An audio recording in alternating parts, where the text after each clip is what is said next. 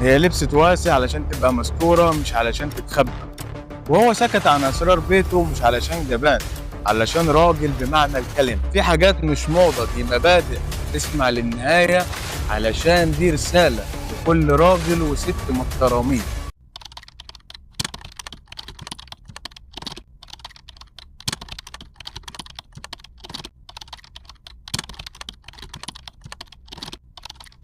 زمان كانت الست لما تمشي في الشارع الرجالة توقف الكلام احتراما، احتراما مش خوفا، لكن تقديرا لشيء اسمه الحياء.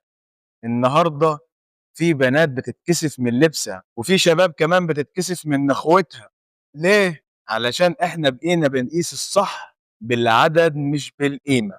مش جاي اقول لك الاحتشام مش تحجيم.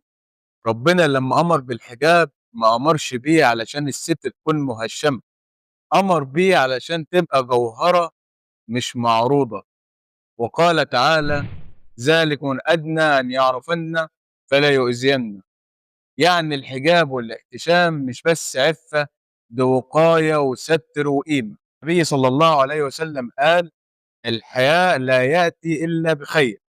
يعني اللي بتستحي ربنا بيكرمها بيصونها وبيحبها. فكرة الرجولة مش في الصوت العالي ولا في عدد اللايكات ولا إنك تكسر قلب ست وتقول عادي. الرجولة الحقيقية إنك تصون الست حتى لو كانت غريبة.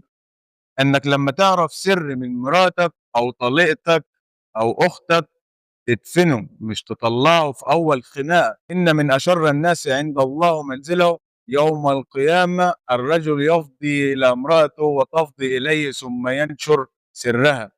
دي مش رجولة، دي فضيحة. أنا جايب لك مشهد من الواقع، اتنين اتطلقوا، هي محتشمة وهو كان محترم، لكن بعد الطلاق بدأ يحكي أسرارها ويعايرها بأيامها معاه. هنا مش بس خانها، هو خان رجولته كمان، خان الأمانة وخان ربنا. دايما الحفاظ على أسرار البيوت علشان البيت زي الكعب، ممنوع تنتهك حرمته حتى بعد الفراق، حتى لو في وجع. افضل راجل، وافتكري دايما لو انت ست، الستر زينة والحياء كرامة، وربك شايف. الست اللي محترمة تستاهل راجل محترم، والراجل اللي عنده نخوة مش هيأذي ولا يفضح. خلي بينك وبين الناس حواجز من الدين مش من المصلحة.